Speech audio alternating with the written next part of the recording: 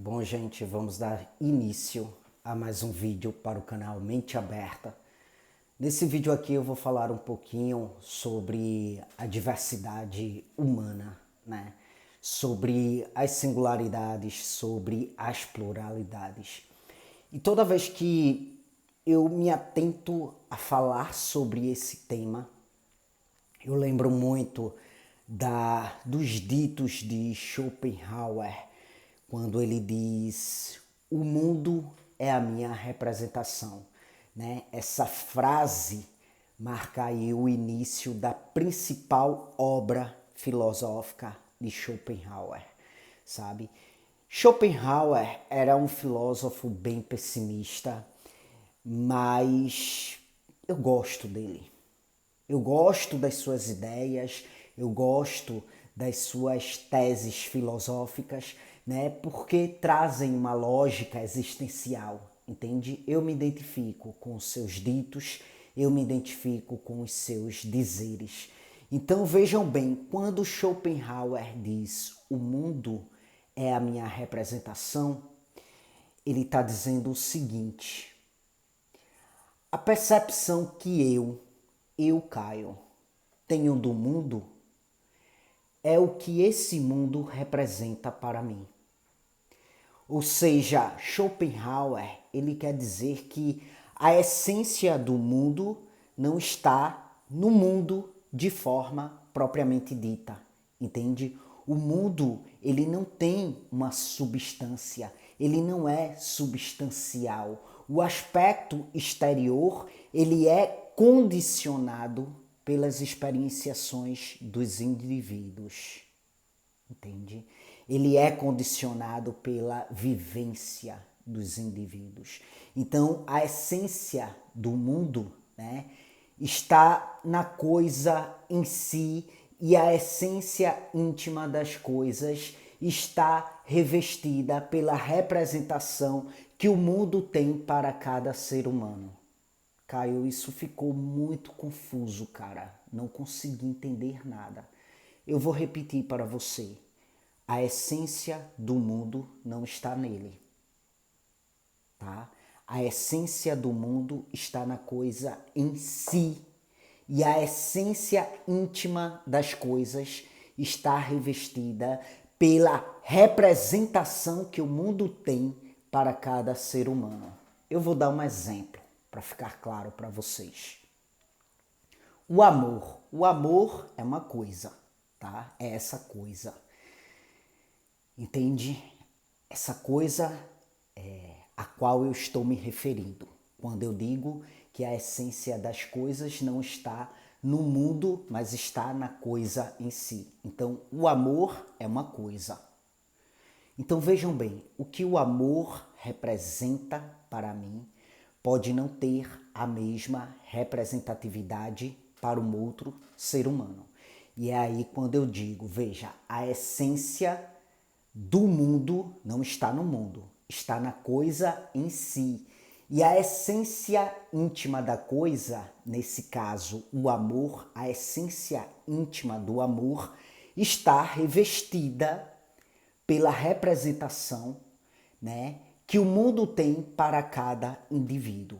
Então, o que o amor representa para mim, a essência do amor, dessa coisa em si, está revestida pela representação que eu tenho do mundo, certo? Então, por isso, o que o amor representa para mim pode não ter a mesma representatividade para um outro ser humano.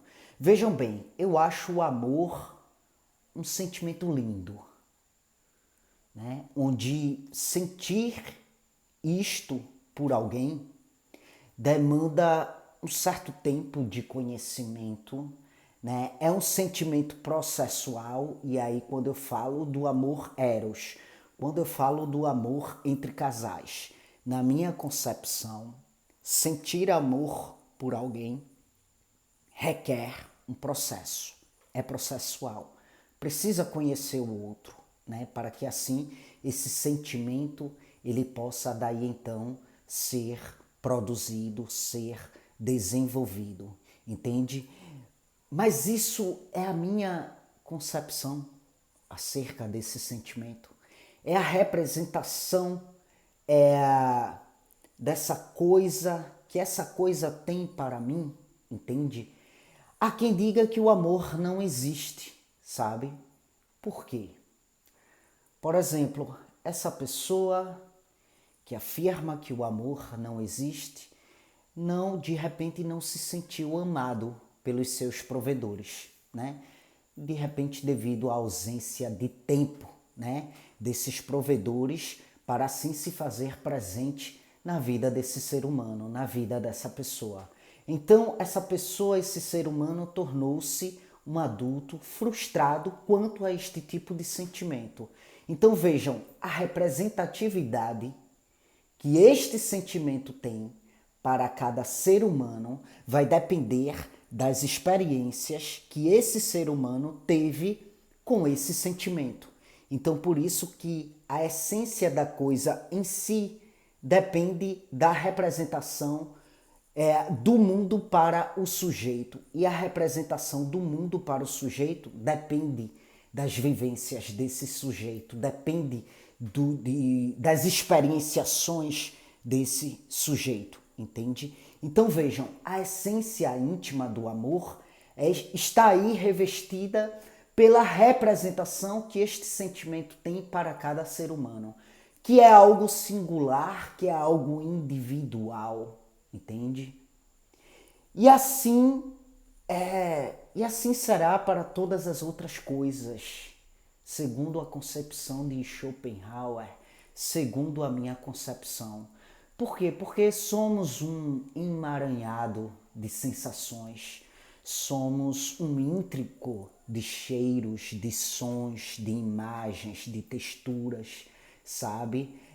De repente um perfume pode não ser cheiroso para mim, mas pode ser agradável para um outro ser humano, sabe?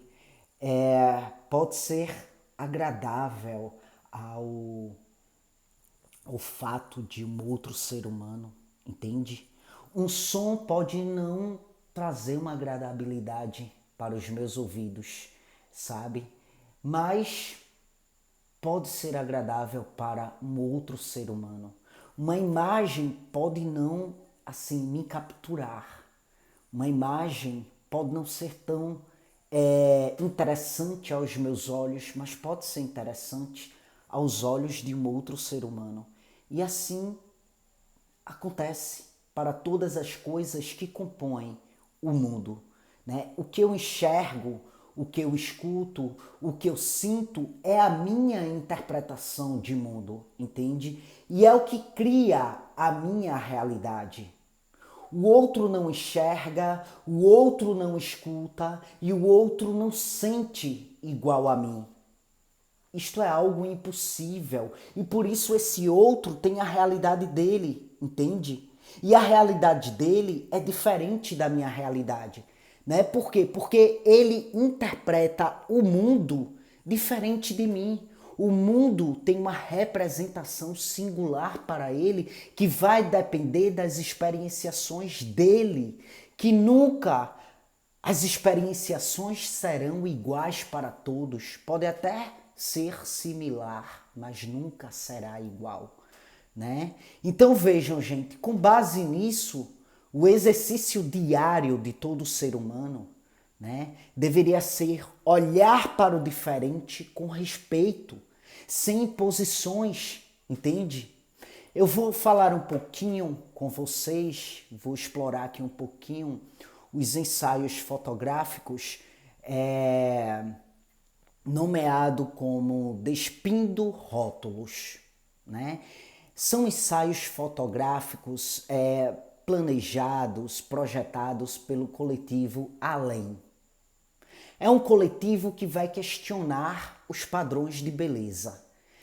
É um coletivo que vai questionar as definições de gênero, entende? É um coletivo que vai questionar tabus em relação ao corpo, sabe? Aquela coisa assim, padronizada do tipo, uma mulher feminina, ela precisa se depilar depilar as pernas, depilar as axilas, depilar a virilha, né? Tem outros dizeres da dimensão do padrão que diz assim: ninguém é realmente feliz vivendo em um relacionamento aberto, né?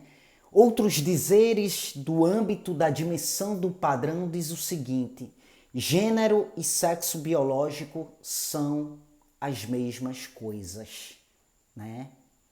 Bom, isso aí são afirmações que estão aí na dimensão de um padrão, né?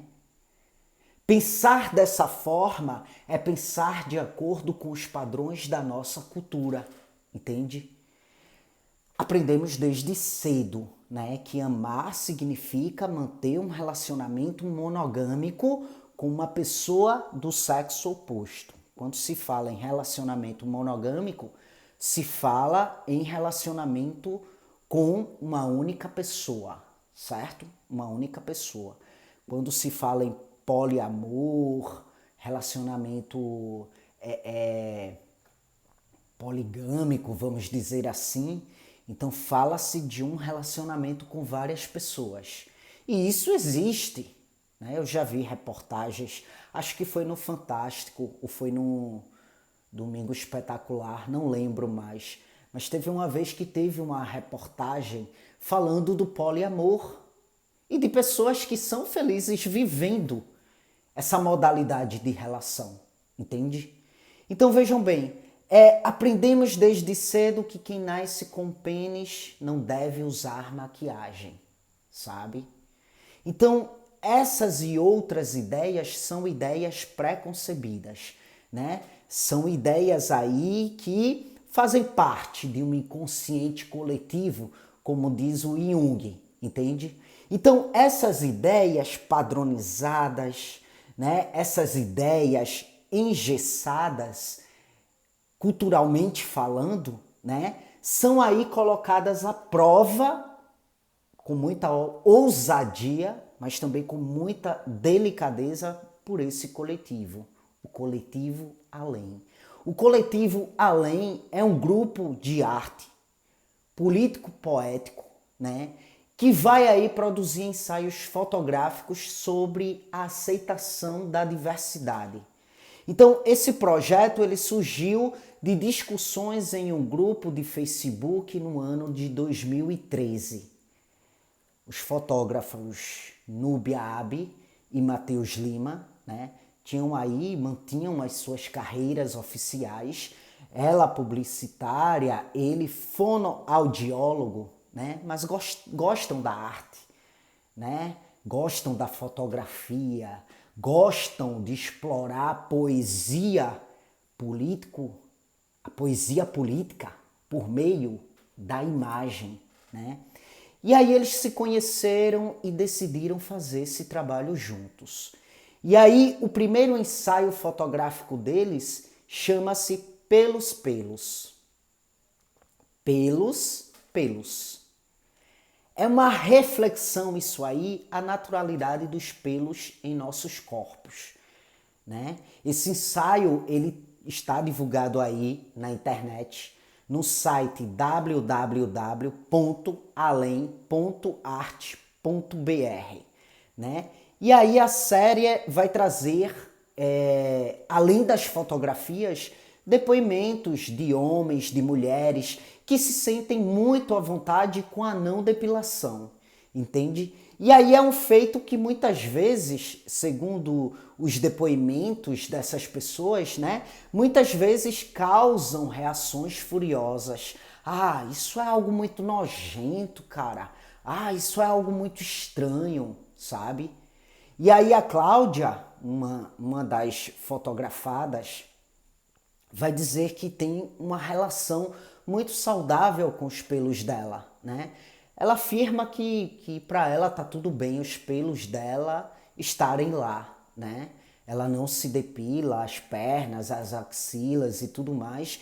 E aí ela afirma que isso é algo que faz parte dela, né?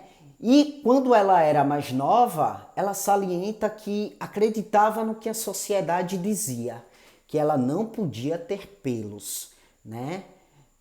com uma mulher feminina é feio, é nojento, sabe? Mas aí ela salienta que depois começou a gostar dos pelos dela, né? E aí começou a ir contra essas imposições da sociedade quanto a isso, sabe?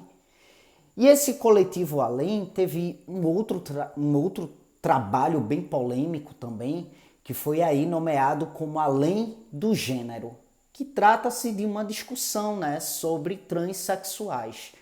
E aí os autores do projeto afirmam que tratam-se de pessoas, sabe? Os transexuais tratam-se de pessoas, de seres humanos, com personalidades, com sonhos, com histórias de vidas, né? Histórias de vida diversas e ricas, entende? E aí, uma das colaboradoras do projeto, a Gabriela, uma mulher trans, estudante de filosofia pela Universidade de São Paulo, né? Ela salienta que quando ela começou a prestar atenção ali em seu corpo, ela começou a perceber que o seu corpo não se expressava de um jeito masculino, apesar de ser um corpo biologicamente macho, sabe? Mas não se expressava a partir de um gênero masculino, né? E aí ela complementa, cara, foi olhando para mim mesma, para o meu comportamento, para o meu próprio corpo, que eu percebi que eu era uma mulher, apesar de um corpo biologicamente macho, né? Por quê? Porque toda a vida a sociedade pregou, de modo muito padronizado, culturalmente falando, que sexo biológico e gênero tratam-se de ser as mesmas coisas. E não é. Então, eu, por exemplo, eu, Caio, sou um homem trans, cara, sabe? E toda a vida eu também olhei para o meu corpo e apesar de ter nascido em um corpo biologicamente fêmea, sabe? Eu nunca vi o meu corpo se expressando de forma feminina. Entende por quê? Porque sexo biológico é uma coisa, gênero é outra. Sexo biológico é a forma com a qual você nasce, sabe? É uma série de órgãos, órgão genital, né? Modo de funcionamento ali do organismo, entende? Mas isso aí é biologia. Mas quem foi que disse que o ser humano é só biologia? O psicológico desse ser humano não conta, as identificações sociais desse ser humano não conta, quer dizer que ele é só um conjunto de órgãos, ele não tem sentimento, né? Ele não tem percepção sobre si mesmo com relação ao meio social. O ser humano ele é só biológico ou ele é biopsicossocial, né? Diante da sua complexidade, é mais coerente entender que o ser humano ele é biopsicossocial. Ele é biológico, ele é social e ele é psicológico. E muitas vezes o psicológico e as suas identificações sociais não conversam de forma coerente, de forma paralela com o seu biológico, com o seu corpo, biologicamente falando. Entende? E aí, gente, uma vez uma pessoa me perguntou, Caio, o que é que tu acha que Deus acha de seres humanos transexuais?